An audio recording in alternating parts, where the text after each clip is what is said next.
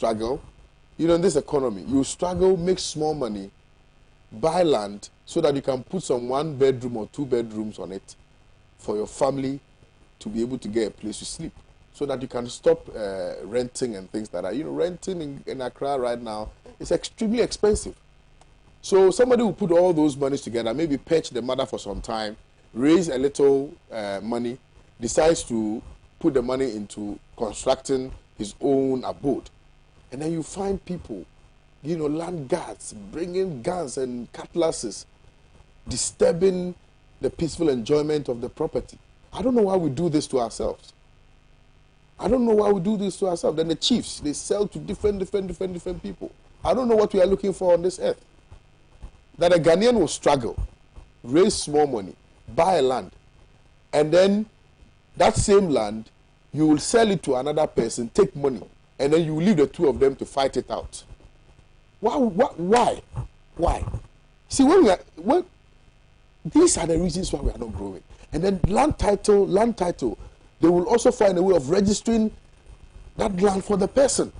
Land title. Whoever heads land title, that land title, there's somebody there. Multiple registrations, then we are fighting ourselves, killing ourselves. Somebody will start erecting, you know, his wall, and then they'll go and break it. Do you know how much a bag of cement costs now? The least you can buy a bag of cement is 56.5 Ghana cedis. No, 55.65 Ghana cedis. A bag of cement. One block, see that block, one is 5 cedis.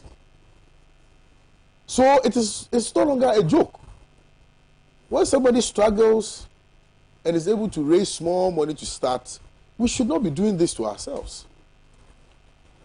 And I'm not the only one, you know, or maybe people who are close to me are not the only ones going through. Almost every Ghanaian is going through this problem. I don't understand why. And this morning, before we came on there, I was, you know, having an off-air conversation with my panelists, and they have alluded. My friend, let Bless bring me the thing. What's your problem? Bless, bring it. Ellen, it's a problem. Oh. No, for real. Good morning to you. And good morning. This morning, you see, I got angry when I got some call, and I just hung up. And these people who are Asafu, they are not, you see, they are not coordinated. So this group will come. They say, we are the Asafu. They will come and take money. Then another group will come. Then another group will come. What is the meaning of this? Kwame, good morning. Good morning.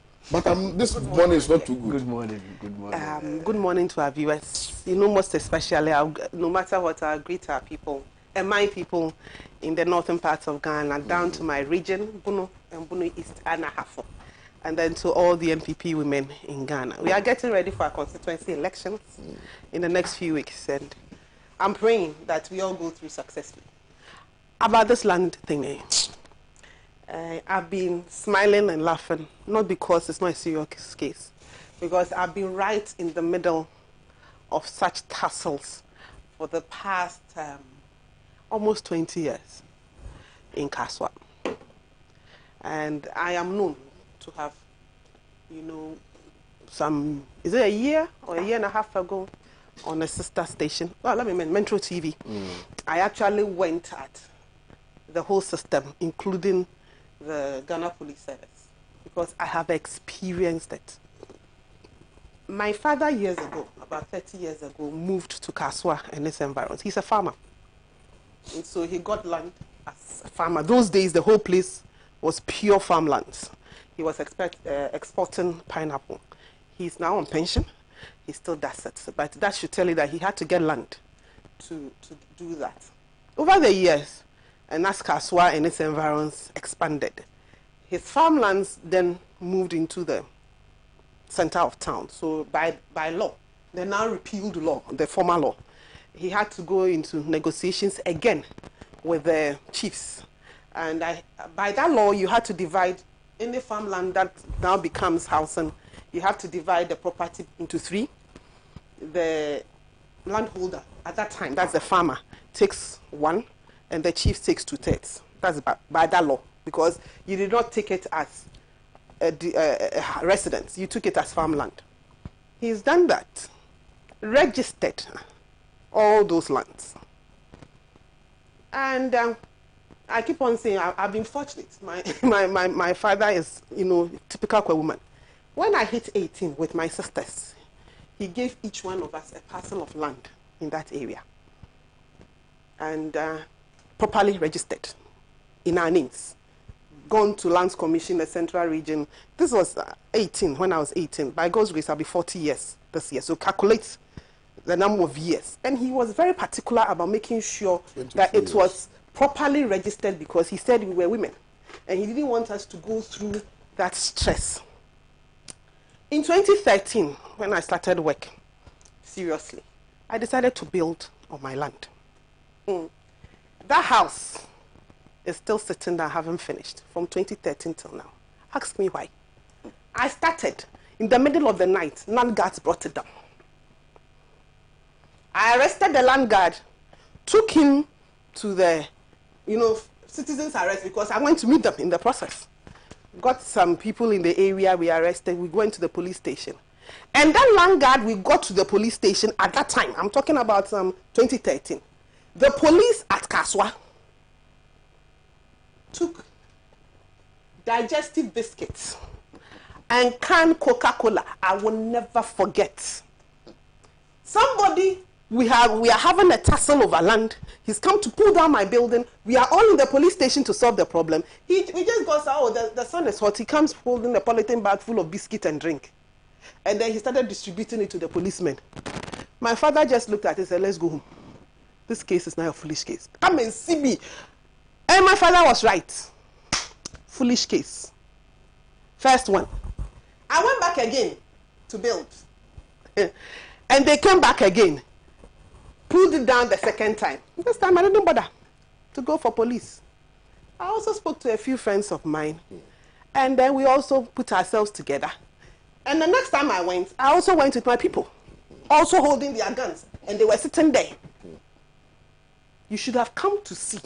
Those days, it's today, as I said, I'm growing older, so my dream is baffled. And you can come and see me, a woman standing on my land, and me a land guards. It's only God. They could have shot me, I swear. But I stood my grounds. And from that day till now, I honestly have lost interest in the land. It's my father who has been on my case. And that is why, by God's grace, I'll finish that building. I don't even think I even want to live there. Flat, So this should tell you 22 years ago, I was just about how many years? 18, 19, 20, 20. And I had to fight. And I was lucky because I had friends to support. My father was supporting me. But there are a lot of young people who, through hard work and sweat, I was lucky. At least my father gave me land. There are some they have to buy. And in that Kaswa area, a lot of young people have bought lands and they cannot step there. A lot of young people have disappeared on their lands because on Saturday morning they told their family, they never came back. Most of them have been killed and buried right there on that land. And that is Kaswa and its environs for you. We are the ones, and I say we because I grew up in Kaswa. We started land guards in Ghana. There are some people think that they should go and ask Kaswa. We started land guards. So you're a land guard. Oh yes. And those of us who lived there fought them. And that is the beginning of the insecurity situation that we have followed up to today. In Ghana, generally. You have some land guards who have turned themselves into chiefs. How they manage, only God knows.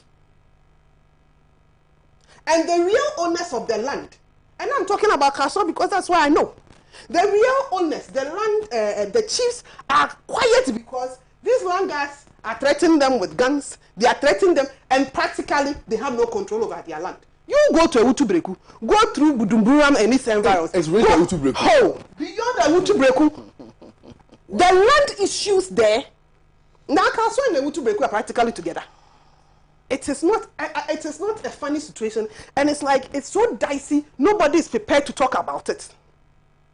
I am thinking of seriously. I don't even feel like living in Kaswa again because of this thing. Look, I have been attacked 3 times at my father's gate, getting into the house by people on motorbikes. And these are land guards who, now the land is finished. When the land is finished, what do? They are the same people who get into the political parties during elections and play the fool. So I keep on telling everybody that until we discuss that land guard issue and solve it, look, we are not going to have peace anywhere around Kaswa. It's not just Kaswa. Kaswa proper, that's Owusu Senya West. Kaswa Owusu Senya East. English man from Nyanyano, that is Gomwa East, all the way to Badra. That whole area, we will never have peace unless we settle that land guard matter. And they are still there. You let me go back to my building again. Some idiots, it's early morning, but let me use it. Some idiots will come and tell me that they are coming to collect digging fee for a building that I'm almost roofing. Now let's go to the Lands Commission. Central Regional Lands Commission. I heard there was a total change. And I'll talk about Central Region because, as I said, that is where I grew up. Look, one day, Kwame, you have to go to my father and let him talk to you about land issues in the Central Region. A land that man registered, as I said, 22 years ago. Can you believe that some people managed to go and register plots of that land? Yeah, they will. How did they do it? Because he's properly registered with his land title. But that's what they do at Lands Commission. That's what they do at Lands Commission. A minister and nobody is talking about it. Of Lands and Natural Resources deputy told me something some years ago. His own house, he right here in Accra. So the people at Lands Commission were able to register it to somebody without realizing that this is our sector minister's house. So he was sitting quietly, enjoying the peace of his house. When some people came in that we have bought the house, he said, "You bought the house, how? Do you know who you are talking to? Bring your documents." He was like, my own people have sold my house. That is how endemic the corruption is. And I don't know whether it is a cartel or what. They don't seem to get their things right. And this one, I'm saying it without fear or favor. Some people in there actually sabotage efforts to clean up the place. Yes. Yeah. For the past almost 15, 20 years, government, not just this one, all governments have been trying to digitalize the Lands Commission. What's happened with it?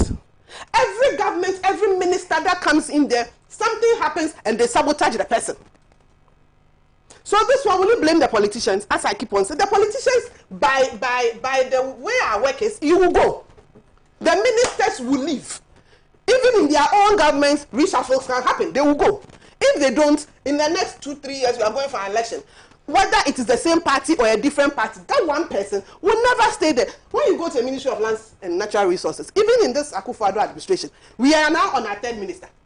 You started with Abewu, Honorable Abewu, then it went to Honorable Asumachrebe, and then it now moved to Honorable Abu-Jinapo. Nothing says that Honorable Abu-Jinapo is going to be there forever. So every time that we change the ministers and their deputies, and we keep on leaving the civil servants who are the real owners of the cartels there, it doesn't matter who we bring as a political head, unless we address that problem. And I don't know whether it is an inherited cartel. Look, to even get a job there, you have to know somebody. It's not just know somebody. People are retiring and they are replacing their positions with their children. Yeah. And so why won't you turn into a family cartel? And these ones, unfortunately, the political heads do not have control over who goes into civil service. So there are lots of things going on. And as for the Lands Commission, I think some of us should make them our targets for the next few years, because their ineptness and their corrupt attitudes are killing people.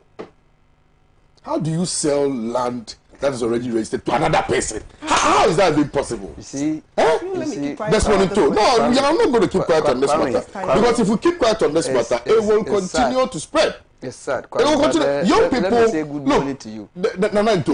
Young people will struggle, go through the university. Sometimes, some of us, we didn't have enough family support.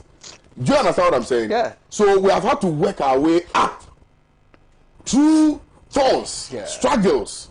So once people see, they think that, oh, the guy, he had it easy. It's not. No. It's not easy at all. So this person will struggle, make some small money, Coins. Go and buy some land, wants to put up a building so that in the event that, he gives birth, marries or whatever, they would have a place that they can lay their heads. And then you find that same parcel of land that you've bought has been registered to another person. And you ask yourself, how is that possible? How is that possible? And I'm having to deal with such a situation because I work partly with Fasako Group.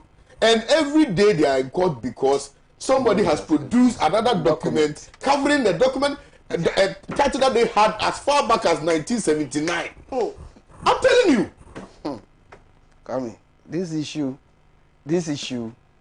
anyway, good morning, Ellen, good morning, Kwame. I think that this issue, we need to have time and deal with it. Because, like my sister rightfully said, it's a cartel. Someone at the Lands Commission need to be sacked. You see, Ghana here, when issues come up, we don't fire people. And so always they get away with it. But if we begin firing people, people will sit up and think well. Kwame, see, just last week after the morning show with you, I had a call that my in-law, he bought a land in Pokwasi over 30 years ago. In fact, when he bought the land, the Amomole Road was not constructed. Now that road has been constructed. It's just 2 plots. He has built a fence wall. Do you know that at dawn, some guys went to break the fence wall, claiming that somebody has sold that portion to them. Just imagine a wall that has been there for over 20 years old. And even there's a building on one portion. Funny enough, they said, oh, the building and the land has been sold to them. But the way the building looks like, they want to break down the building and then rebuild it. Can you imagine? And then when you ask them to produce documents, They don't have it. they don't have it. So I keep asking myself, these chiefs, these family, elders and who have you, anytime there are issues, you go to them, they said, oh, we don't have any idea about it. Just move to the next person. Meanwhile, when the money comes, when the boys, those land guards and who have you, when they go and bring the money, they bring it to you. And sometimes I blame our own brothers and sisters. You realize that this land, there is sand, there is stones on the land, meaning that it belongs to somebody. Yet you pay an amount of money. Sometimes somebody has been able to construct about 4 courses of blocks. Yet you go and say, oh, you say the land is 50,000. Let me give you money. Sometimes we don't think. We don't think, oh. Desmond, let me come in with this. You know, I mentioned that my father gave I and my sisters. We are 3 girls. Yeah. The one after me, her land. There are stones on it. There were about 2,000 pieces of blocks. There was sand.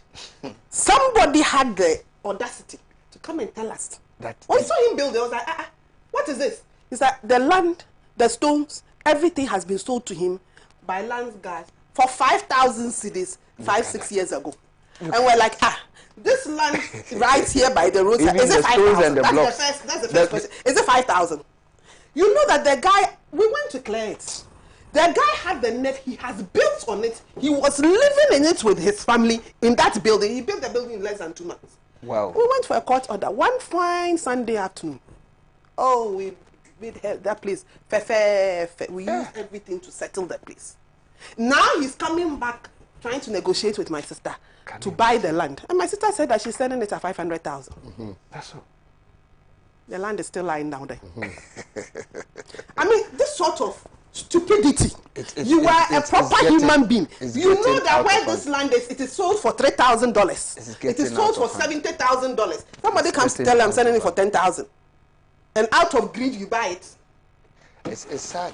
It's sad. I blame the chiefs as well. It's spreading to our area too. Yeah. Oh yeah, to our area. It's spreading to a Brie and it's a virus. And it's it is so bad that if we don't do something about it immediately, very soon we will be involved in this. Is a real national security issue. Because if you look at the guys, and funny enough, some of these langers, like because when you bring have been made langers, chiefs. So you get to a point you hear the name Sariki, you ask yourself, how come this area they have a Sariki? All of a sudden the Sariki will come out And you recognize that he's one of those guys who used to be langas. And he has his own guys. So as soon as you start building, he will be somewhere, he will send the guys. Bring your digging fee. So the Sariki himself has two different groups. So one group will come in the morning, another group will come in the evening. And like you said, you paid 500 in the morning, you pay 500 in the afternoon. Only God knows in the evening how much you are going to pay. Because if we don't deal with this once and for all, it's going to be a security issue. And It is, in fact, a security threat. Yeah, in fact, because they have guns. They have weapons. Serious weapons. Yeah. And when they are coming, the kind of motorbikes they use, you ask yourself, how come are they able to, acquire such bikes? And they live a different lifestyle, smoke, do all sort of things. So I keep asking, how can you just make that as your occupation? Guarding somebody's land and ensuring that you go collect digging fee. As a young man, how can you be able to sustain your life with such activity? And our chiefs, especially our chiefs in Greater Accra, this is becoming unbecoming. They need to do something about it. As soon as one chief dies, the next person who takes over will just go around claiming that, when the previous chief sold the land, they were not there. So now they are coming to renegotiate for you to buy the land again. How is that possible? Kwame, how is that possible? You have bought a land over 10 years ago. The person who sold the land to you, if it is a family land, the head of the family is gone. Then all of a sudden, there's a new elder. He comes around and says, look, 10 years ago, we sold this land to you, but now we are renegotiating. Can you imagine? And they will... And that's what they do. That's what they do. That's what they do. They'll tell you that, the chief who sold it to you has died. So we, the new ones, want to renegotiate. If you don't do it, they will bring land gas, they will bring different people, they will do this, they will do that. You see, Kwame, I sometimes, it is because they can't create anything outside the box. That is why they are doing all these things. Because look, every chief, at least I know the traditional authorities, when people have factories, when they have stores, there are some incentives that they donate to the traditional authorities. So what have they been doing over the years? Because this is Greater Accra. After all, if you have a land at Kaswa, the chiefs and people of Kaswa, what are they doing to ensure that they don't depend on people's land to be able to survive? Why can't they do something outside the box? Because look, people had earned money. Master, somebody will go and struggle. Somebody will go through hardship. Get maybe some 3,000, 5,000, go deposit, and the next time you get there, somebody is building on it. And you see, last week, my own cousin, he has a building at Amasaman with just some 20 feet frontage. Do you know that somebody is building right in front of his gate? How? So even when he has a car, he can't park. And assuming he wants to move in to the house, there's nowhere he can even, there's no place for him to even build a manhole. And this person is claiming that he has documents. How did you get it? You will go and check, and the person has documents genuinely. I'm telling you. So that's the point. Is that land commission. What we fire somebody there, jail the person. We don't just fire. Look, ladies and gentlemen, and jail. I think that going forward, one of the things that Pan-African Television, well, not if not even the station, my show is going to do, is that the over politicization, over political party politicization of the country is enough. You see, we have focused our attention so much on party politics that some of these very important matters have not been looked at.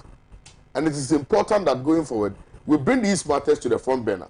Because a lot of people are dying. Look, if you know that people are dying by reason of some of these things, you will be amazed. Serious. Because we are what?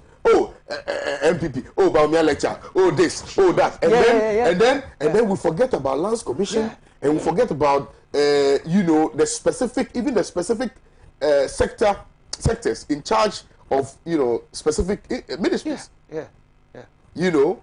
Roads and highways. Yesterday, I chanced on a video where a young man, I think in Danso or so, Ellen. I saw it. I mean, it is so heartbreaking. And but a road that was constructed just 2 months ago, my problem, one downpour, yes, everything is washed away. And the question is, would you blame the MP? Yeah, but they'll go and end up blaming the MP. The MP has been able to lobby. And get the ministry to come and come and construct the road for them. That is the job of the MP. The MP, whoever it is, I don't know which constituency, the MP is not the contractor. So whose job was it to make sure that the road that we are using our taxpayers' monies for, that an MP didn't sleep, that an MP's door was knocked on by his or her people, and the person went out and did his or her job by getting it, and then you, this contractor, you got it. What happened? Can we also blame the contractors? No, because certain people sitting in these ministries will take a 30% cut. Even before the road is constructed. And I keep on saying in it that, look, all these years we have been on the ministers, but my dear, the minister, apart from the fact that he makes sure that this one is allocated, the rest of the jobs are done by technocrats. So what questions are we asking of those technocrats who are not political appointees? Most of them enter the services, they enter the public service. If it's road ministry, the person has grown up through the system. The person went with his or her profession. So they would do all, you enter some ministries, and I bet you the chief directors are more powerful than the ministers. Because they have institutional knowledge. They know which contractor does which job well, and they advise the ministers. So I think that as much as we hold our politicians, and this one is not a matter of NDC and MPP, because whoever comes into power, you have a minister from whichever party. As much as we hold them, we give them the overall responsibility. It's high time we start looking at the heads of these institutions. We start looking at the technocrats who have been there. And by the way, the Lands Commission boss, what name do they call him? They have a title for him. The chairman. He's part of the Article 71 holders. So, it's true. The chairman of the Lands. Yes. The chief executive. So if you get whoever it is, I mean, I'm not talking about the same person. There was somebody there for about 2025 years. 71. The post itself. So he goes on. The position is part of the Article 71 holders. And I've said it and I'll say it.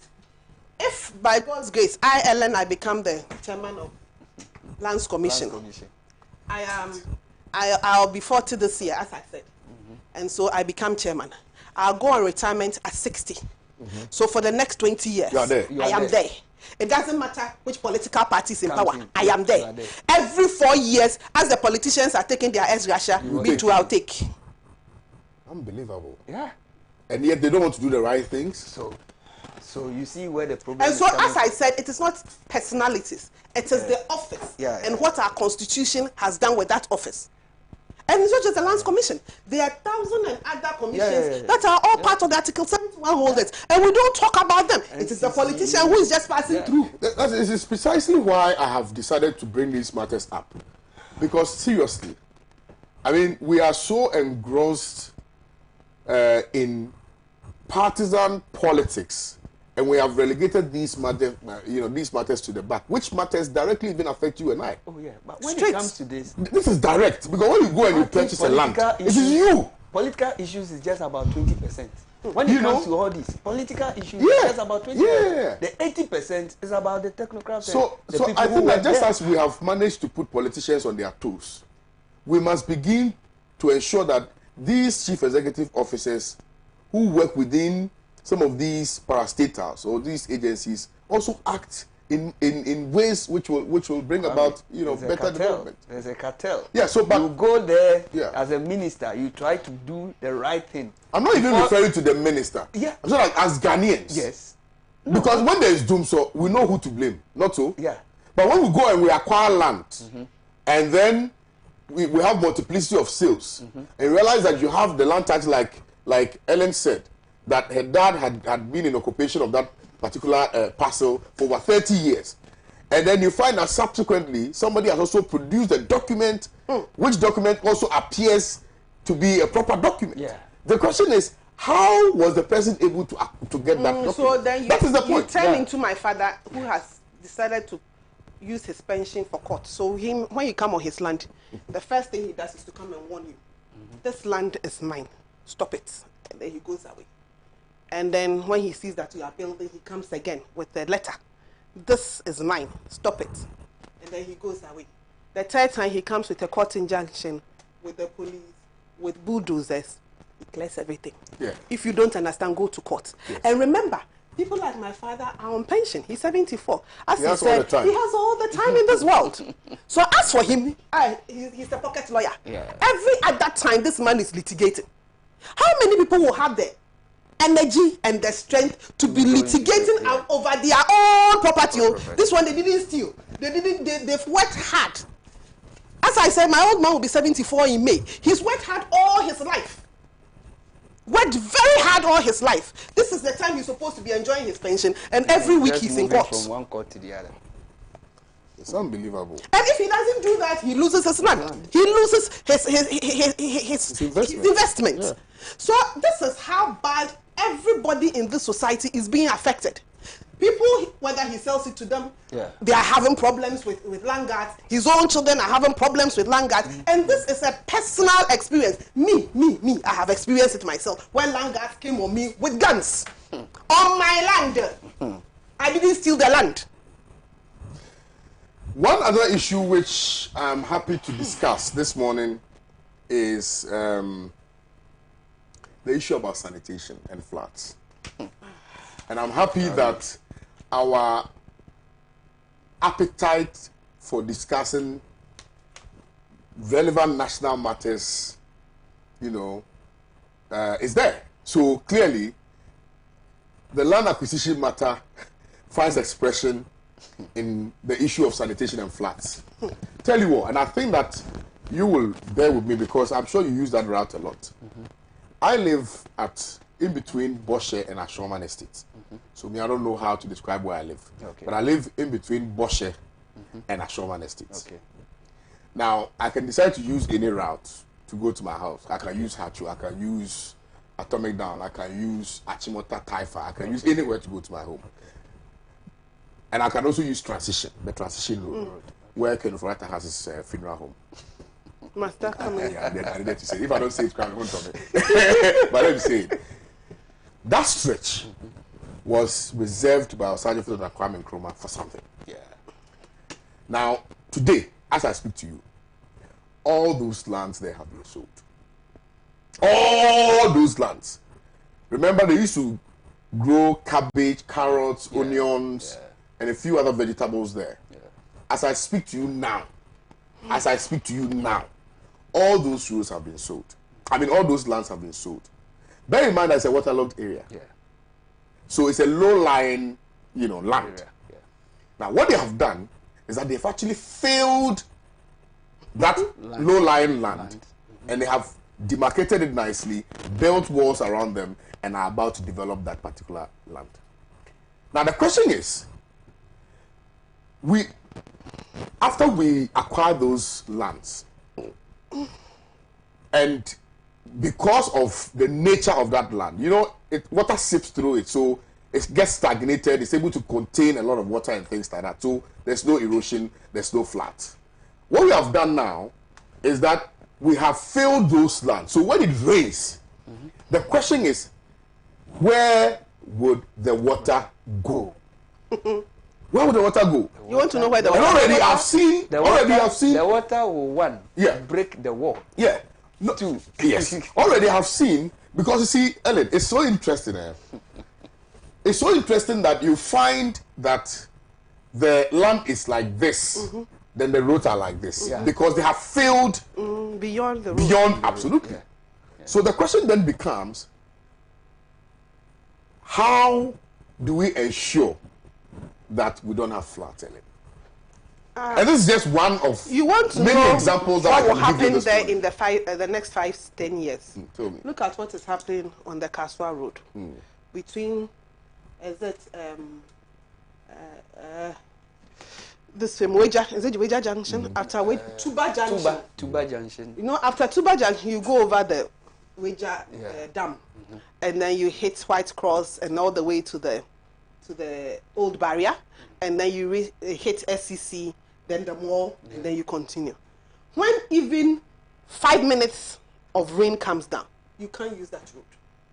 Especially That is the first point on that road. And then when you are going to the toll booth, activities on those hills, every time it rains, the sand, everything comes right into the middle of the road. That road too is blocked. So if you want to see what will happen around the transition area in the next 10 years, that is exactly what is happening on the Kaswa route. Why am I saying that? You know the Weja Dam? All that area used to be a reserve for the water to seep in and settle, because it passes the Weja, the water passes through there to the sea. Yeah. And remember, the sea is just at Botiano. So it goes in there.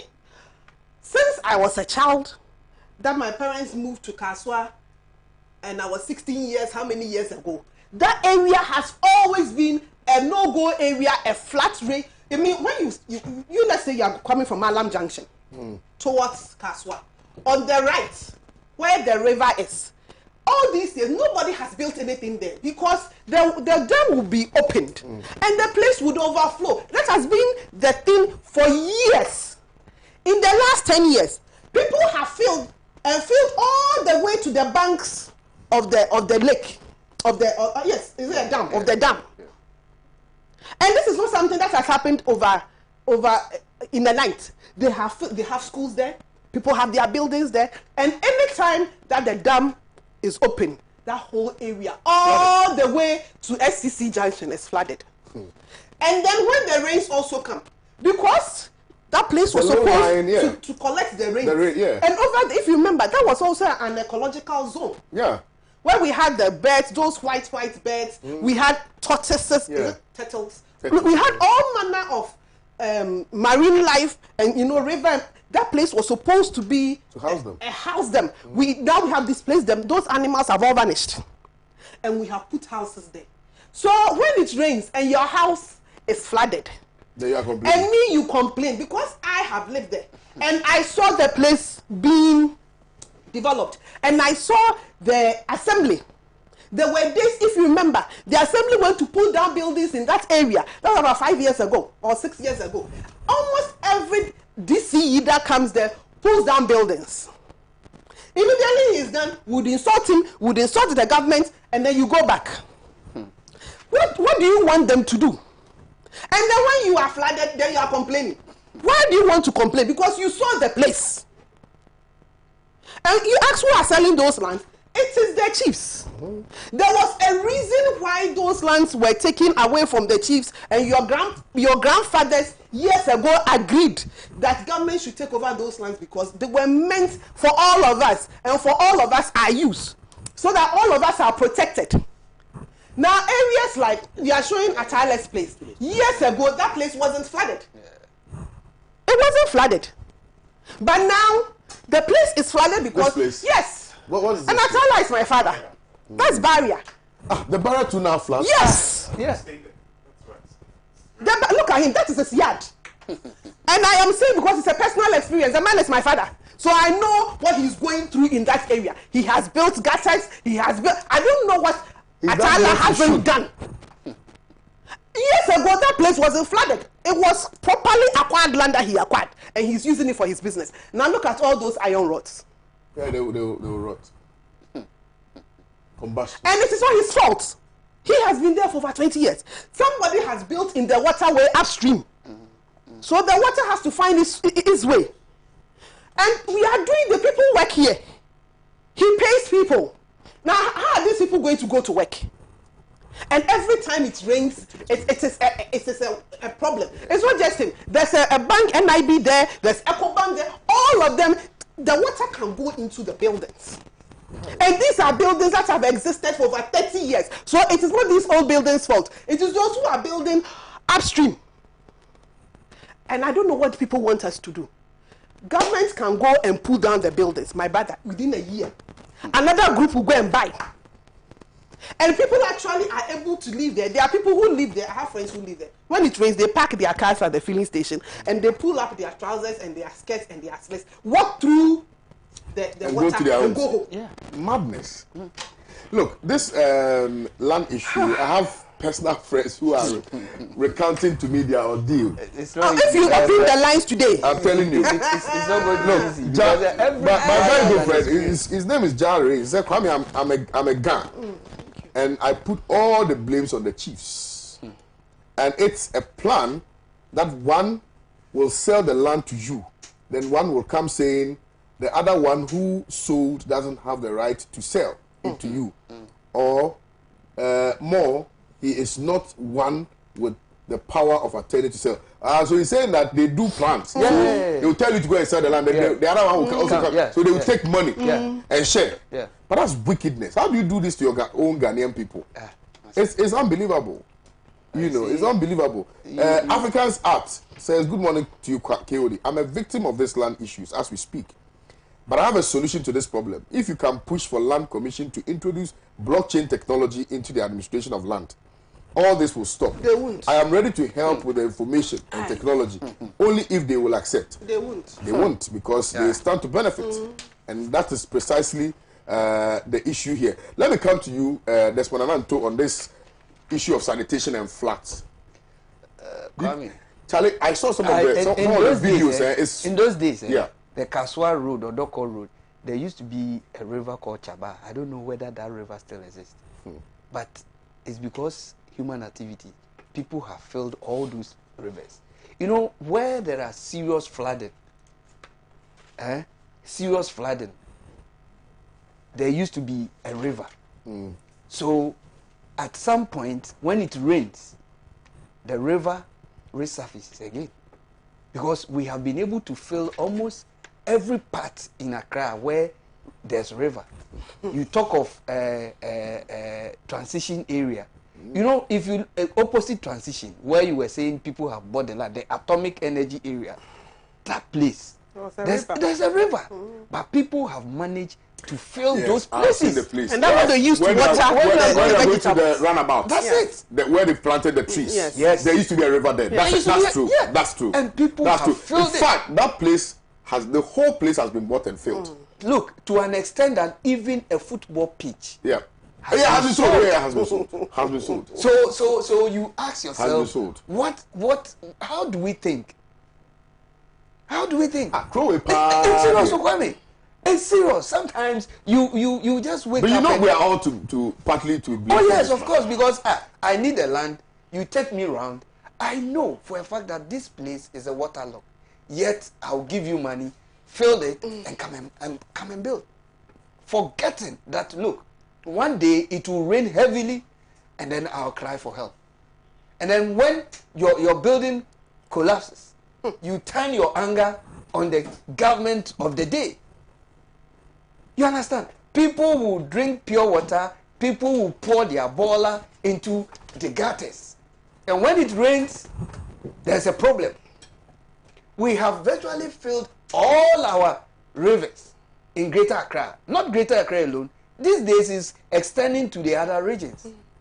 And look, there was a video when I entered. You were showing on your screen. Yeah.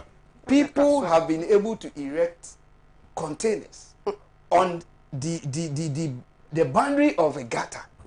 So just imagine when it rains and there's flooding, it will enter into the container. Of course. If you are selling goods in that container, obviously it will get damaged. And my question is, why do we even allow people to sell at the banks of drainages, for instance?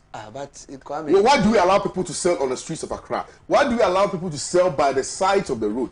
Look, this is going to stop it. We need to do something about it. It's so annoying. Look, the last time I went to Kufuorua, hold on. The last time I went to Kufuorua, I'm like, is this the Kufuorua I know? The whole road, the main stretch, have been taken over by hawkers. Yeah. Hawkers. They are stationed, they are selling in the middle of the road. Go to And I'm wondering, because all those things, it generates garbage. Yeah. Kwame, it's sad. Let me finish. It's sad. Our sanitation issue is not helping us. It's not helping us. And we have a ministry of sanitation, right? Oh, well, for that ministry, is it No, still I'm alive? just asking. Is it still alive? I don't know. asking. I don't know whether it has been scrapped or it's still there. But I know for a fact that we pay for sanitation levy. You understand? So I do know for a fact that almost 2 years, I have not seen AMA, or let me say AMA, because AMA It's not been divided. Okay, it's divided, but I have not seen any assembly desilting the Odo River. Oh, it's been done. It's been done. When? I think Honorable Danso was just there last week. Or 2 weeks ago. No, they are doing it. Odona. Really? Okay. Because I only know of the one close to Kolebu. But when you come to Alaju here, there's nothing. As for Alaju, I've never heard Yes. of that. You understand me? Why? The dredge is that side. But has that been never done before? Oh, but if even it has been done, it is something you need to be doing it all the time. Because look, all this flooding, it comes from our gutters. We do 1 month desilting, and then when we even desil the gutter, we take the rubbish from the gutter, place it by the side. So when it rains, it gets back into the gutter. And sometimes you ask yourself, so how do people even think when they are on the street? You sit in a car and you realize somebody just drank water, throw the rubber on the street. All these things ends up piling, and then there will be flooding. See, every year when there's flooding, we talk about it. But ask yourself, Kwame, where is town and country planning? Where are they? Have you seen their office before? Go and see their office. Even they themselves, they don't have a proper office. So they can't even plan our town for us. The office is not planned. Master, just go to Accra, around the Ministry of Agric area there, where they do the birth and death registry. That is where their office is. You will see their office and you ask yourself, how can these people even plan our cities for us? So sometimes I just don't get how we think as Ghanaians, how we think as black people. Meanwhile, we go to other countries and we want to compare our country to those countries. Meanwhile, people will not drop the rubbish on the floor. People will invent serious issues, serious things like, oh, let's come out with a waste bin. The waste bin will be there. It will be full up. Now, the rubbish itself is full, and it will be dropping. You know, nobody is there to even take care of it. I don't know whether I sent the video to my producers to flash it. Maybe bless it if you can flash the video that I took, I think 2 days or 3 days ago. I posted it on my Instagram page. And of course, people miss reactions. But the point is that I asked the lady, why is it that? Because I think after it rained, because of the garbage in the drainage, the water is stagnated. So it doesn't move. Yeah. Of course, we know the effect of that. So I asked the lady, why is it that you people are not desilting the drainage? She says, yeah, when we do it, then the people at the top, then they will keep doing it, they will keep doing it, filling it. At the top? So the stretch, it's like a hill, okay. Not a hill, but okay. But you could, so it's up there. You know, Musuku runabout coming down to Ashoma. Okay. So the lady was complaining that it's not, they are not the ones who create the garbage. It is the people at the top. When they do it and then it rains, then they suffer because they are, low lying. What's it called? Bed. Yeah. You know, so they suffer. And I said, but at least try and distill. If you look at the video, I don't know. I don't know why. Kwame, sometimes you know that our engineers, the contractors, they are also not helping us. Sometimes you see a drainage. When they start the drainage, if it is 15 feet, they will begin 15 feet. As it keeps going, then they will be narrowing it. So instead of the same 15 feet going throughout, it will get to a point and it becomes just 5 feet. And look at the pressure coming from the 15 feet, getting to where it is just 5 feet. Yeah. Bless, if you can pull up the video that I sent to you yesterday, So the road in Danso, that is peeling off. So our engineers are not helping us. like the road in Danso, for example. Yeah. Somebody has been paid. Go construct a road, and then you construct such a road. I keep saying this, and I don't know whether I have said it here before. It is only in Ghana that I can see that instead of 3-lane road, a higher road, 3-lane, it has become 2.5. The half has gone into somebody's pocket. People think about what they will eat, the profit they will get before going to do any construction that they want to do. Amma has told you that even before the construction starts, somebody has taken 30%. So the guy is also thinking about paying the loans that they get. And what's it called? The loan crowd. What do they pay on it? The interest. Yeah. That it attracts. So, for instance, if you went for 100 million cedis to construct a road, and somebody has already taken 300,000. So obviously you're left with 700. 700, yeah. So how do you construct a road? And you have to pay 400K. Yeah. They have to also make profits. So it's a multiplicity of things, and I think that this is it's about time we dealt with these matters. Oh yeah. Kwame, talking about sanitation, Daily Graphic. You just showed me this thing. Just the front page of Daily Graphic. Of Daily Graphic, and it's so embarrassing. Cattle take over Accra Central Business District. This one, are we going to blame President Akufo-Addo? I'm shocked for this. Accra Central, cattle. Nentwie. And you're talking about sanitation. These cattle that are moving, by the time they finish moving, can you imagine the dung that will be on the roads? And people will leave their houses, either go and walk on it, step on it, or their cars will go and carry these ones and they'll be roaming all over town with it. But somebody, a Ghanaian, has allowed his cattle to be roaming. There was a time, which assembly was it? I've forgotten. If you remember, they auctioned people's livestock. I've forgotten which assembly in this country. It was in the news. All the livestock that were roaming about and destroying property, I think they captured all of them. And one fine Friday, they called the people of the town and they sold one cattle. They can sell one cattle for 10 cedis. I think we should start looking at all those things. By then, whichever assembly it is, should have arrested all these cattle, and by tomorrow morning, call an auction. After all, Easter is coming, Ramadan is coming. We need cattle. Sell it off at 50 cedis, 100 cedis, 200 cedis, so that next time, if your cattle is sold for one at 50 cedis, you will take care of your cattle. Look at all this. It's very bad. This disgraceful business. It's very bad. And then we will do this as Ghanaians. When it rains, for the past few days, that Accra has been getting some rain. Look, my neighborhood, and what I did to that woman, I was just getting home. The rains had started coming. And I saw this woman get out of a container. Is it a container? The metal is a container. Yeah. The container is already by the roadside, which we are complaining about. Immediately the rain started coming with her dustbin. She poured it in. Going to pour. So I just parked quietly. I was looking at her. When she started pouring, I got out. Kwame, I'm finding one channel. And I made her go back, pick a broom, and come and pick everything out of it. You know why I did that? She's upstream from my house. So that rubbish will come right in front of my gate. Now there are laws. The bylaws in this country. Look, even your gutter in front of your house, if you want to cover it, you know you cannot cover it. It's against the bylaws. So somebody, the gutter looks so messy, and you will clean your frontage every morning. I mean, my house, every morning we clean our frontage. By the time you come back in the evening, somebody's rubbish is in front of your house, and you cannot also cover it.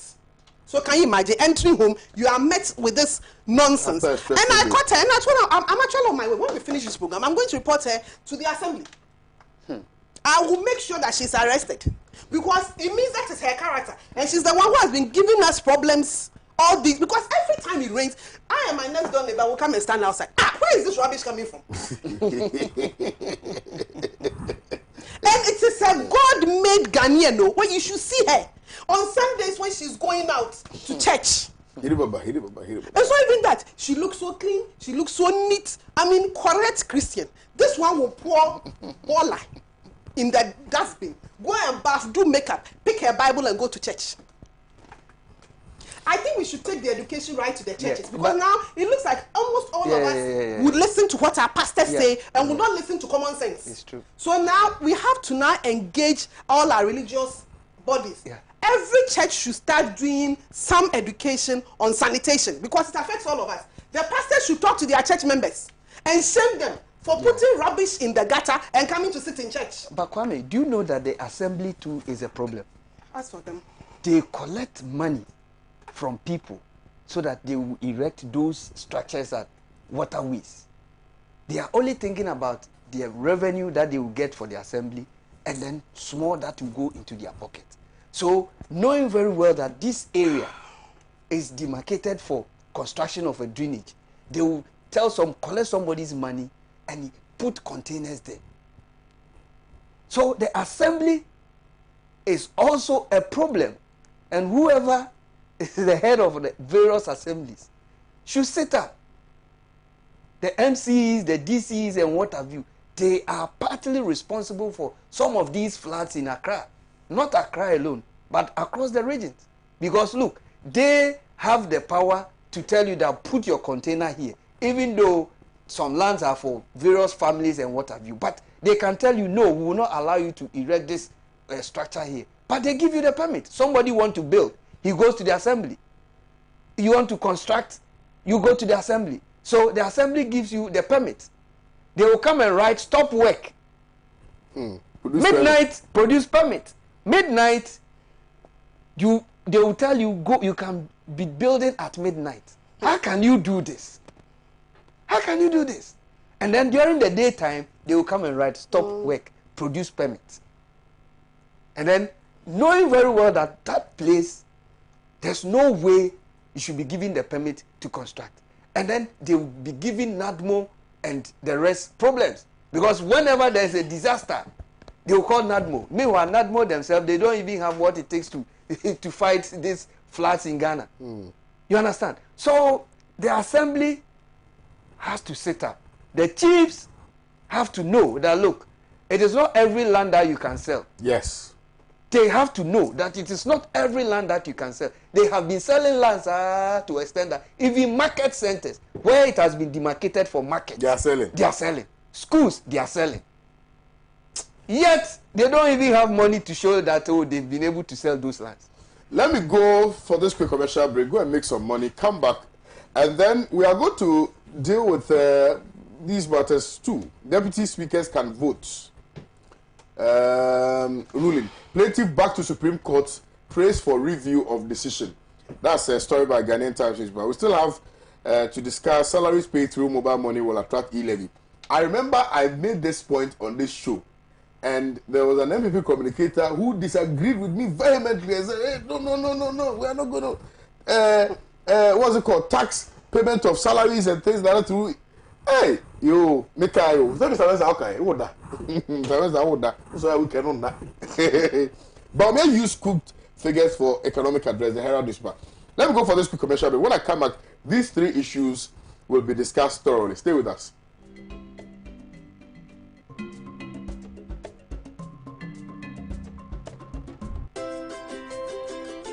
Trasacco Estates, home to Accra's most beautiful and luxurious homes, presents its newest addition, Trasacco Springs, a premium master planned community of service plots surrounded by an exhaustive list of amenities.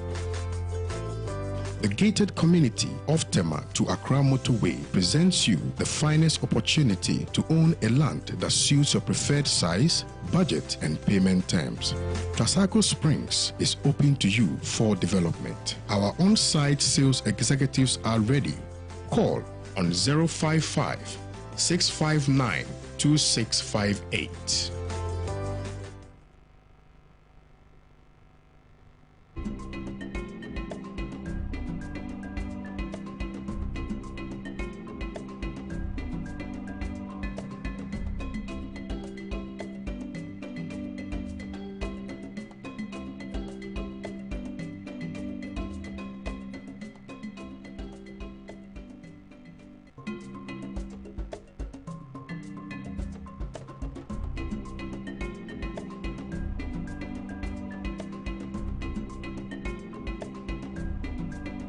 from that quick commercial break. I mean, this land issues, I think my panelists are more interested in the land matters than any other matter. But we need to move on. We need to move on and discuss other important issues here on the show. Let me say a big thank you to our sponsors, Trasaco Springs. Like I told you, with all of these land matters that we are discussing, it's important that you get a service plot, a land that is free from any encumbrances whatsoever. So please, I recommend to you Trasaco Springs. If you are a young guy like me and you don't intend to go through the hassle of getting land guards to protect your property for you, then I recommend that you look for Trasaco Springs. They have service plots. It's quite it's not too expensive, but it's also, you know, it's a little expensive, but not too expensive. It's something that you can afford, I believe. They have all the amenities that you would need to make your stay there very enjoyable. I'm still here in the studios with Ellen Amadeko, of course, Daddy's girl. And his birthday is coming up, so I'll be celebrating it. Hey, Charlie. Okay, you have to see the old man though. But I have to go take bribes safe. Bribe for what? Let me take. Bribe for what? That's why the language for the conjugal. I'm supporting it there. Let me take this opportunity and continuously say thank you to my family. You're old man. Yeah. People have been asking why I don't talk about my mom, my mother much. Like for joy military, the way you are. I don't talk about my mother much because she passed away about 10 years ago. But she was also an excellent woman. But because that day is still alive and around. Oh, no. My mother was another.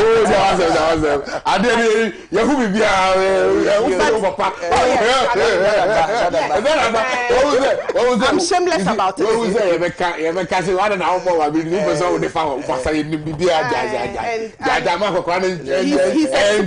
the love. He's a good example of a good father. Yeah, I'm saying it every day. That if all Ghanaian men were to treat their daughters the way my father treats me and my sisters.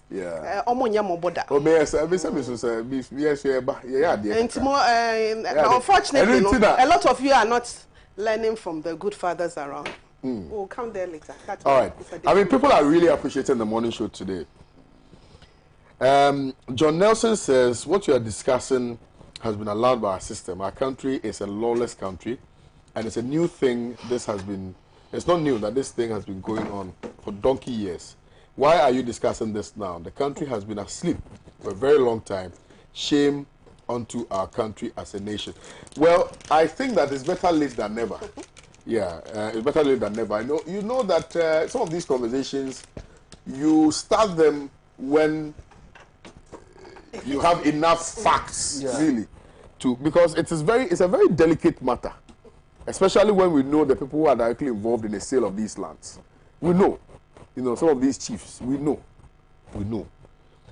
and by law, when they sell these lands, they are supposed to make sure that the monies are used to develop the communities. Yeah.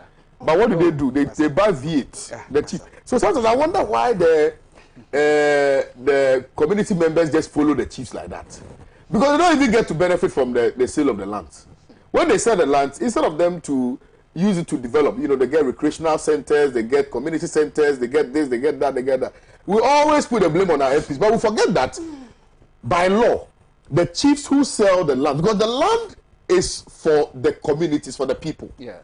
Okay, the chiefs are supposed to look after the land and make sure that when there's a sale, the people directly benefit. So, because they cannot dish out money to individuals, what they do is that they put up facilities which will benefit the community as a whole. So, all these KVIPs, football parks and fields and things like that are supposed to be made or built by the chiefs. Yeah. But we're not blaming the MP. Forgetting that the kind of political system that we run factors into the equation the active role or roles of chiefs. But you see, we forget, MP, NIMC, but the chiefs also, because we are not in Rwanda, for instance, the chiefs do not control lands.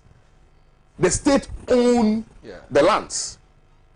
You see, so if the state owns the lands, then it means that the state can determine what the lands should be used for and what the land should not be used for, which is why in Rwanda, you cannot go and buy a piece of land which is meant for commercial, like you're supposed to put up a commercial building, and you go and put what's it called?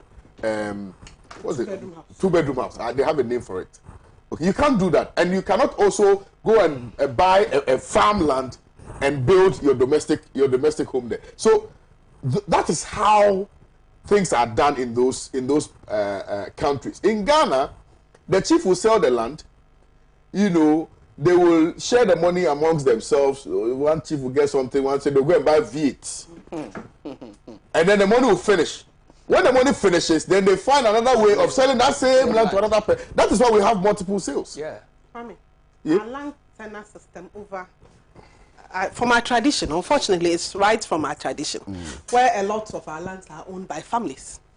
So you realize that even it's in certain jurisdictions that the chief actually owns the lands. There are some, it is actually owned by the family, supervised by the chief. Yeah, it's owned by the family. Let's also remember that most of the chieftaincy institution I think has now become in Pram area, it's the family that owns. has now become a creation of the constitution. So if we go into our constitution, there's a whole chapter for chieftaincy and its issues. Article 277. Yes, Down. a whole chapter. Chapters I've forgotten the chapter, but it is there, and so it recognizes the roles of our chiefs in our land system. And remember, the chiefs also have a lot of influence on their people. Lands Commission, two lands, also do pay some monies to the chiefs. Yes. And these are monies from our mineral royalties and all that. Yeah. So there are a lot of chiefs who get these monies. And we have seen what some of them do with the monies.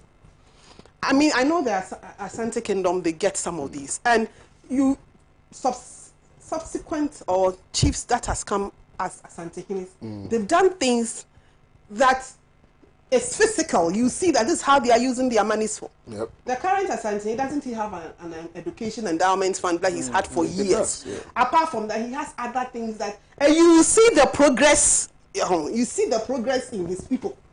It is clear for you to see.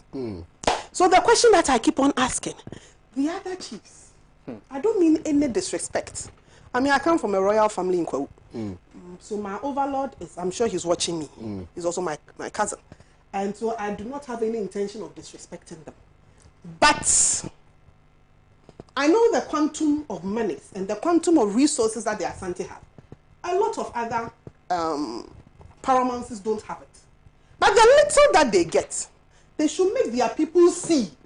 And I think that in the interest of transparency and what we are all now forcing governments to be transparent, we should also force these. Not force, we can't force them. We have to request and negotiate for them to also be transparent on certain issues.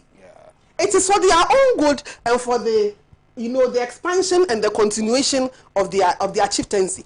Once in a while, I know some chiefs do it. They call a public meeting, a deba, and then they give an explanation. Maybe we got some money, we've used it for this. You don't have to give detailed accounts of it. Yeah. But some chiefs do have turned themselves into mini gods in their towns. Oh yeah. That one day.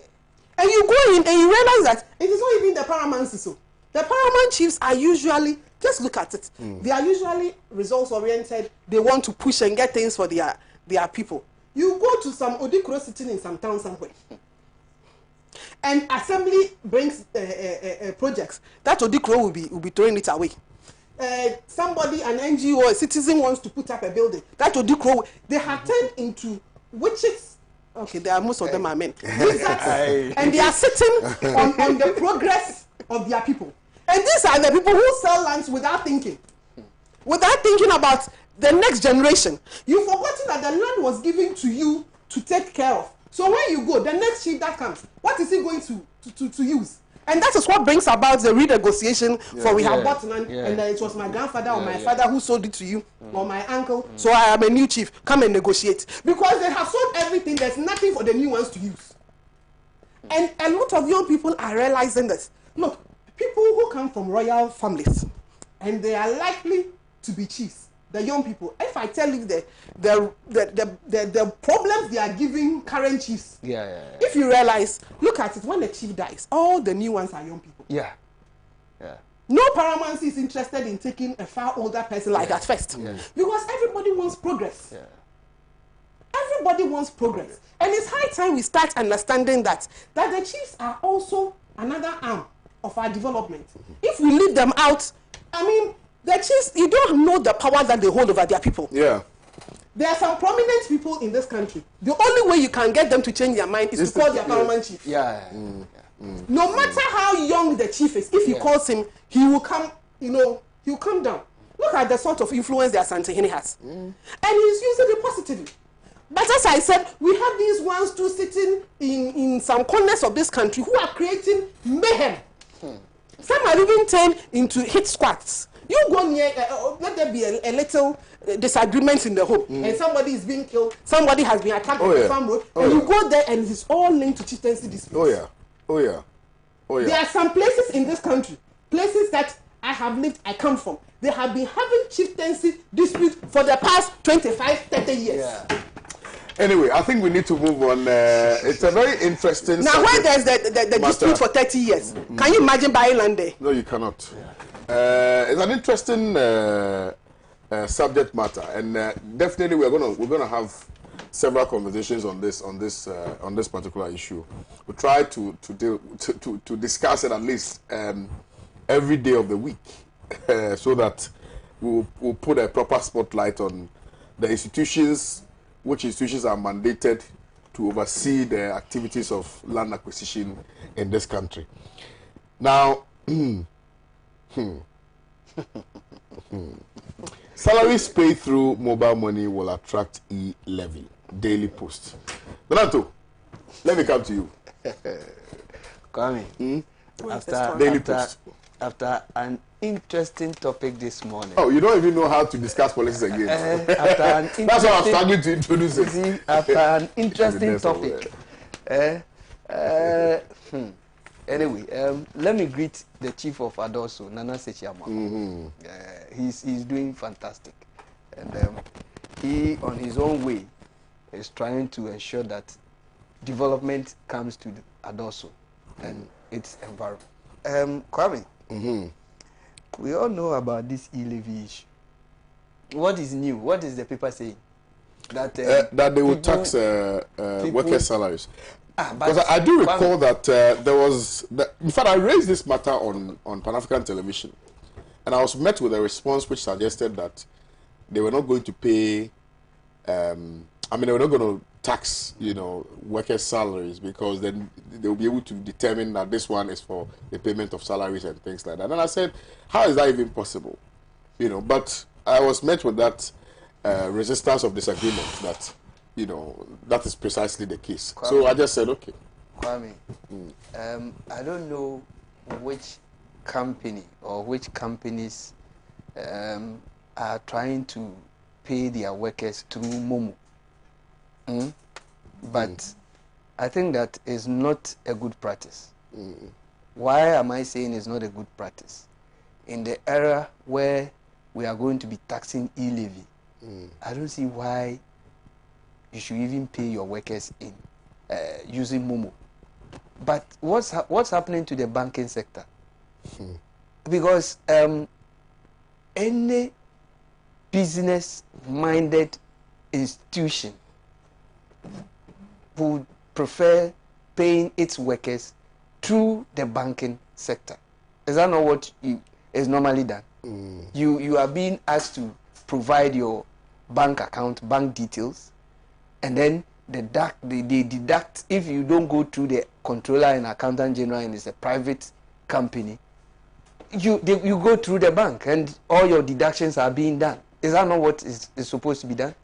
And so with this issue of paying through Momo, how is the deduction going to be done? Are they going to deduct the tax component of it before they pay it into your Momo account? I think the paper should come clear, because if you are paying somebody's salary through Momo, I don't think that any serious-minded business person will be doing that. Because, look, for Momo payments, it's something like a temporal thing. That is why some of us, with the introduction of the e-levy, we have decided to opt out. Because even when they were preaching that we should be on, try to be on that platform, they were also telling us that it is not mandatory. And so something that you are preaching that we should be on, and at a point you are also telling us that it is not mandatory, some of us have decided to leave. And so I don't see why the paper should be telling us that, look, they are going to tax people. It is, I don't see it working well. I don't see it materializing, because for me, this e-levy issue, there's a big problem. I have a big problem with it. Very big problem. The way it has been passed, the way the president append his signature, the way, I mean, the education is so poor. The education is so poor. Now, this e-levy, Kwame, if care is not taken, there's going to create a lot of confusion in the country. Right. It's going to create a lot of confusion, because somebody somewhere will try to send Momo. And when the person is about going to cash out, the vendors will now be having problem, because when the person is expecting a particular amount, when the cash out is being done, that amount will not come. For example, you are supposed to take 5,000, and all of a sudden, over 100 CDs or close to 100 CDs is going to go off. You can imagine the confusion at the vendors, at the, where you are supposed to do the cash out. So for me, I say the introduction of this Momo tax is another way of trying to collapse that business, just as we did with the savings and loans, the banking sectors. Then they can introduce another thing to Ghanaians. And so anywhere they can cash in on us, and people have already started the process, they want to deal away with those processes and bring on board what they think that is going to help us. Because look, Kwame, I keep asking, our vice president is preaching, let us all be on a platform known as a digital platform. He has been preaching, fantastic. We are all, singing praises to him that, oh, he has introduced digital platform and it is working. All of a sudden, we have our finance minister also saying that, look, if you be on that platform, I am going to take all the money that you have on that platform. Are you encouraging people to be on the platform? You are not. And so, I don't know the confusion that they are having. But I thought that, as wise as the vice president is, whilst he was giving his speech, he would have just said, if not even 5 minutes class, some 2 minutes talk on the e-levy, for Ghanaians to know that, look, he really cares about the ordinary citizen. He really understands the plight of people, the ordinary Ghanaian, that, look, taxing people on Momo is not the best. But hey, Kwame, he decided to do the other thing. He decided to give us more lectures on something we already know. He decided to tell Ghanaians that, look, I have been able to do A, B, C, D through the loans that I acquire. I have been able to do a Pokwasi interchange. I have been able to do these things. But you see, these are things we all know, that as a government, whenever you take loans, you are supposed to do all this. But hey, because of politics, if even you fetch 1 bucket of water and pour so that it becomes something else, you have to make announcement for the whole world to know that, look, you have done something that nobody else has done before. At a point, I just slept because it was getting irritating. At a point, I just slept.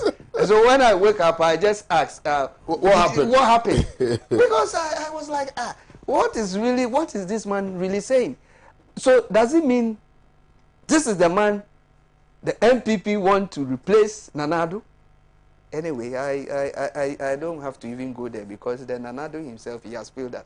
How much more is Abedi Echiri?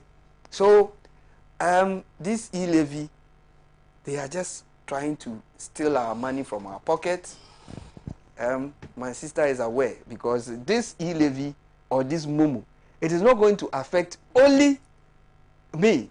It affects everyone. And even mostly the MPs who pass this law, they are going to suffer more, because they can't be going through their constituencies all the time. And people will be calling on them, we need this, we need this. They send momo to them. But they were not truthful to themselves. They were not truthful. Because if indeed they were truthful to themselves, they would just shoot this thing down. Yep. But I ask simple question, Kwame. From 2017 up to 2022, Kwame, President Akufo-Addo and his economic management team, what have they done to Ghanaians? What change have they brought on the ordinary Ghanaian?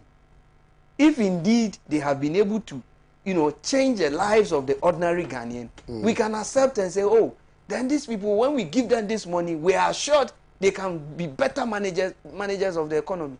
But hey, we've been giving them a lot of money, and yet nothing to show for it. Nothing. The moment you begin saying, hey, what do you have to show for? They will just point free SHS. They will just point Pokwasi interchange. Now, they will go ahead and say, oh, Tamale interchange. Meanwhile, it's just a flyover. You understand? So, and then they will come back and say, oh, we've been able to do digitalization. And the vice president, I said something. When they came, I now understand why they were bent on imposing this momo tax on us. He said something. Oh, Ghanaians, listen to me. When they came, the momo industry was able to do just about, 70 million or something. But between 2017 to 2021, they've been able to raise it to 900. Meaning that sikawoho, money there. So let's capitalize on it and grab those money. Forgetting that those monies that they were talking of, the telecos pay taxes to them. Anytime they are speaking, they don't talk about the taxes that the telecos has been giving to them. They are only thinking about the 1% that the telecos are taking. But see, somebody invents something. He has to make profit out of it. You don't ride on the shoulders of somebody and claim that you are the overall boss. What they are doing, if they want to tax us on the momo, they should invent their own. They should come out with their own. Because for me, this momo business, I doubt if the target that they are saying, they are going to get it. You are looking at 6.9 billion. And the expenditure for the presidency alone is 3.1 billion. Does it make sense? And when we tell you that, oh, you just want to go and take loan, you say, no, it is not true. If it is not true, out of this 6.9 billion that you are talking, or you are mentioning that you are going to, have as your revenue, you claim this same money you are going to use to pay contractors. This same money you are going to use to build schools. This same money you are going to make sure that our housing, project that has been abandoned, you are going to make sure you do all those things. So this money, this kwacha, you are banking all your hopes on it. And so if at the end of the day you don't meet your target, what are you going to tell Ghanaians? Well, it has been passed. They said it's in court by Kwame. I don't know. Once it has been passed, the president has appended his signature. It's gone. It's gone. It's gone. Is the court going to say that, okay, president, just go back and remove your signature from what you signed? Well, I doubt that is going to be possible. Well, let's see. You understand? Let's see how it goes. So, Ghana, now each one for himself, God for us all. Right. I will. I'm coming to Ahmad Deko, but there's a disturbing story on the front page of the Ghanaian Publisher newspaper. Child rights goes to Supreme Court over conditions of street children. It's a very disturbing. Condition of street children. Street children, yeah. And No, so this, why do they go to court? I don't know.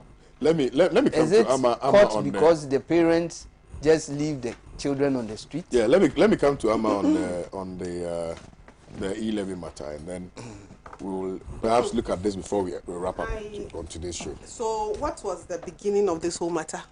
That GRA says Yeah, that they will tax monies that are put on for salaries, yeah. And that via is Momo. that is what has led my brother to go into all the tangentials and all this matter. Yes. E-levy, we have been on it, screamed about it, shouted about it. Some people, I don't have any NDC. The Honorable Ricketts hasn't come. Ricketts, I'm surprised. I would have had a few questions for him. Oh, because Ricketts. not just him and the whole NDC group. Because if I remember from November, they have been at it. We will not agree, we agree. We will not agree, we whatever it was. When push came to shove, they walked out of Parliament. I still do not understand the working out. But it is not my business to understand. So I think it is better that their party followers and the people who have a strong stake and have belief in them start asking their MPs a few questions. Perhaps they have a few explanations. The day after the walkout, I heard my own father, Honorable Rashid Pelpo, I think he was here, and he was giving a few explanations. I remember sending him a message and telling that, Honorable, this one, dear, I don't understand. He just smiled, he didn't say anything. And I still, all my NDC MP friends, I've been asking them, so you don't want it. You have assured your followers, you have assured all Ghanaians. And then when push came to shove, you walked out. That should tell you that, well, don't let me impugn their integrity. Let me go on. Now it has been passed. What I would want us to do, it's good the GRA is coming out with modalities and telling us what will be taxed and what will be taxed. The first question I'll ask about this salary matter is, why would anybody want to pay salaries through... They do that. Momo? No, I'm not saying they don't do it. Okay. I'm asking the reasons for doing it. I'm sure it's for convenience. Yeah. It's for... It's actually faster. Faster, and it's, I mean, people get their money, they move on to it. And isn't that the service that is being taxed? That is the service. No, because... So right now, the problem with it is what? The problem is because GRA said it will be taxed. Don't we tax our salaries? But you pay income tax. And so what is cannot, GRA? That's the point. What exactly is GRA talking about? The transaction. That's the transaction that's of putting the money on your Absolutely, account. because so who pays for it? Is it the worker or it is the company? That's the question that we all struggle. So these are the questions that we should be asking. Because if it is the company, then the company may well decide that, listen, you know what? Go to the bank. Go to the bank. Yes. So these are the things that I think GRA should come out, or the story should have told us. I think they must consider these matters, because that was the first question I asked. These are all... For people that do not earn much, you don't want to go through the hassle and bustle of going to the bank. It takes 3 days and all of those other things. You know what I'm saying?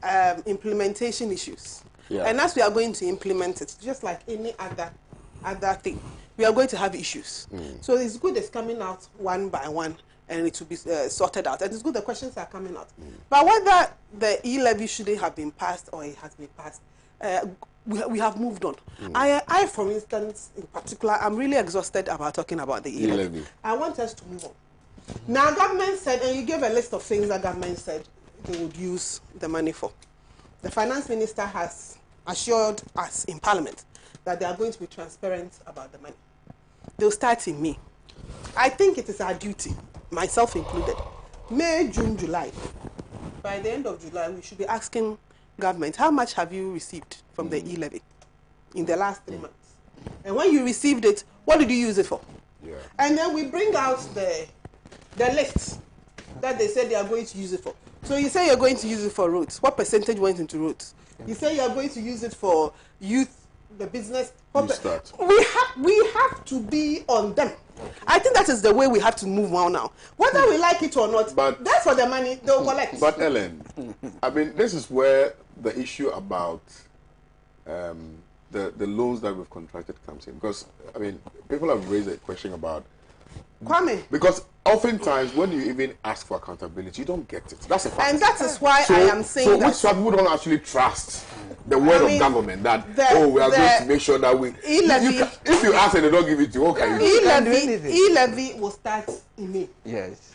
Ellen, what can you do? There's always, there are a lot of things you can. You cannot do anything. You can. In this country. You can. What can you do? We give up. I'm coming. We give up too easily. And you know why I'm saying we should use the e-levy as an example?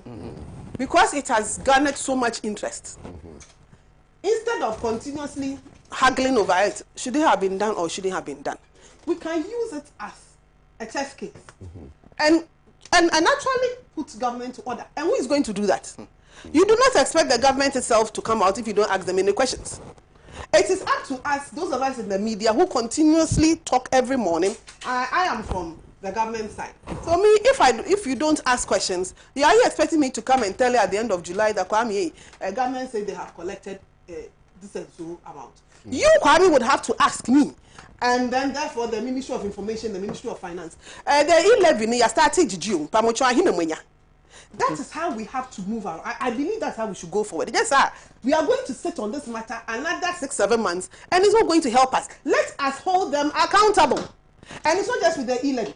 When we are done with the e-levy, all other matters that our taxes go into, it's high time we start holding both government and the people who are supposed to be using it. You can hold government accountable. If government says I'm giving 10% to the Ministry of Roads or to urban roads, who is going to follow up and make sure that truly was a 10% given? And when it was given, what did urban roads do with the money?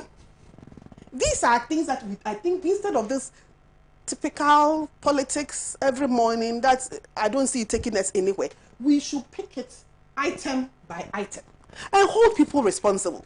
Otherwise, same old, same old.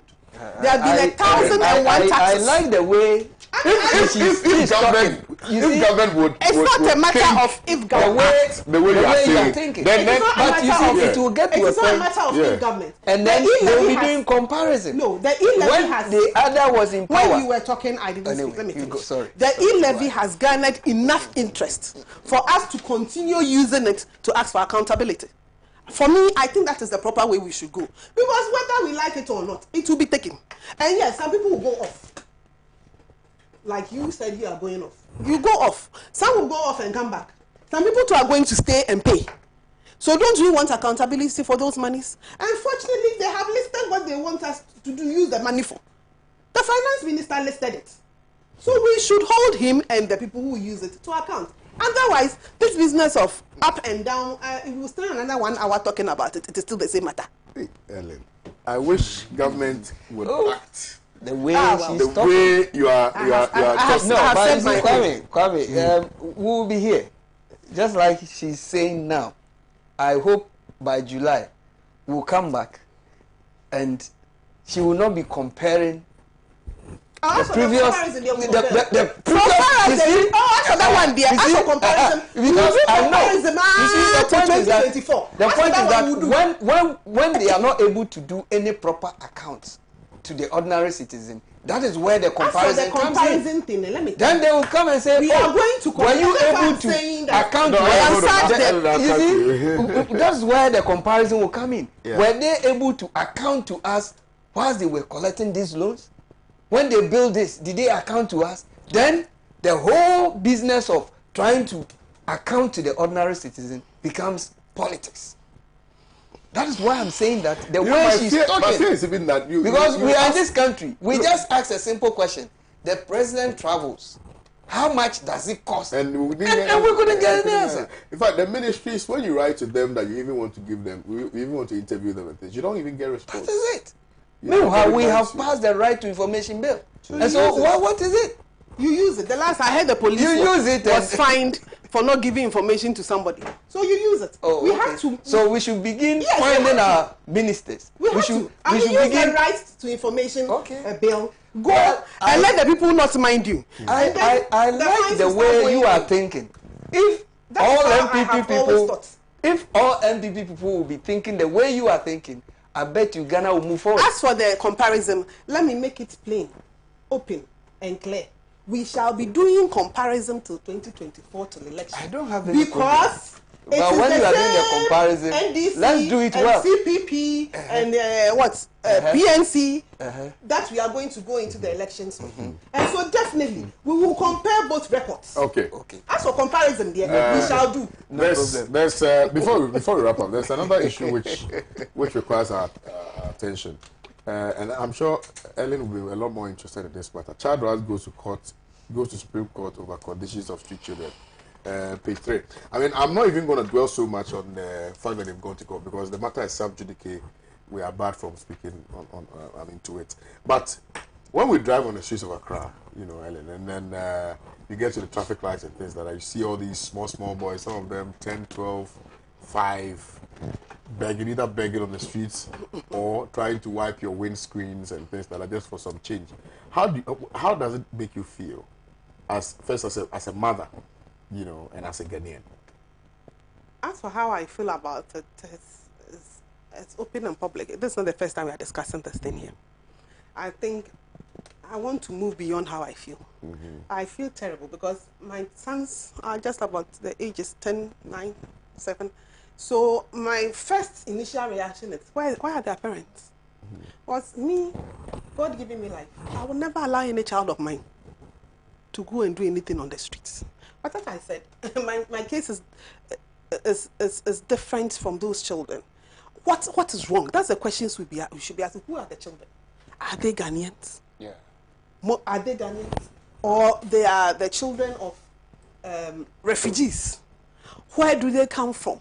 I mean, how can you have a 2-year-old, a 3-year-old, a 5-year-old on the streets? Where are the parents? That's the questions we should be asking. Look, was it last week? I saw a video of about a 5-year-old boy carrying his sibling, or it's a girl, carrying the sibling at the back. The sibling looked less than a year. Crossing, was it around Jolu? Crossing the street. And I think somebody in a car took the video. And that person was in the uniform of a public school. And I went like, but who in their right senses? I know there's poverty. I know people are going through a lot. All of us are going through different things at different levels. But I find it very, I don't know whether it is irresponsibility for you to give your baby to your 5-6-year-old daughter and tie a cloth. The cloth is obvious that it is on the little girl who tied the cloth. Yeah, she can't tie it. Yeah. So it means a parent or somebody tied that cloth and then you leave them alone. On the streets. This one, is it poverty? Now as they are going, assuming they lose their way, most of these children, you realize they are missing children. Maybe they were sent somewhere doing something and they have lost their parents. How are they going to go home? These are two small children. That's when you find them in the police stations. They'll be mentioning your name. What is the name of your father? I'll say, Daddy. I don't know if you get my point. Yeah. It is our supervision of these children. That is a factor. Number 2 is that some of us, if they are Ghanaians, I just think that we are just, apart from the normal, the issues we are going through as a country. My dear, years ago, we're still going through this issue. We still have people in this country who can't feed their children. But per general Ghanaian agreement, you find that your next door neighbor sometimes helps. Now we have become so individualistic to the extent that there are people who live in houses, there's leftover food, their children's clothing, and instead of giving them out, they'll throw it away. Yeah. And we are losing that touch where people helped other people's children. Now you're going to a gated houses. If it's an apartment or a compound house, you go into it, you put your children, you close your door. Your next door neighbor, you're in the same compound, you are not even bothered about what is happening with those children. But remember, those are the children going to live with you. Most of these children too are on the streets because of domestic violence. We don't like talking about it. But after the little I have seen in life, and I've seen people go through, look, somebody might come from a very good home, a very good background, a child, and still end up on the streets because their mother died. Most of the time it's the mother. And depending on the situation, sometimes the father is not available or the father is the cause of death of the mother, so the father is in court. And then the children are just left on their own. So then you come back to what do governments and as a society, what are we doing? Ministry of Children, Ministry of Gender, Children and Social Protection. The minister is not I don't want to talk about that ministry. Oh, why? The minister, I don't talk about her. Okay. I have my personal reasons. I hear. So you let me leave it there. Okay. But that is one ministry we should be looking at, because let's remember, all the pro-poor initiatives pass through that ministry. Yeah. LEAP, the children's affairs, school feeding. Yeah. Because these children, most of them are going to school because they get food at school. Let me leave it here. Danso. Oh. Yes, sir. Let me come to you. You want me to talk about it? She has dealt She has dealt with the matter. She has dealt with the matter. She doesn't want us to talk about it. The ministry. Don't talk about it. No, but you see, I don't mind. I don't know whether they are still working. Oh, that that ministry. working. I know at least The school deputy feeding. minister is. The school feeding, I've been Is it- interacting with them because some of my constituency women organizers.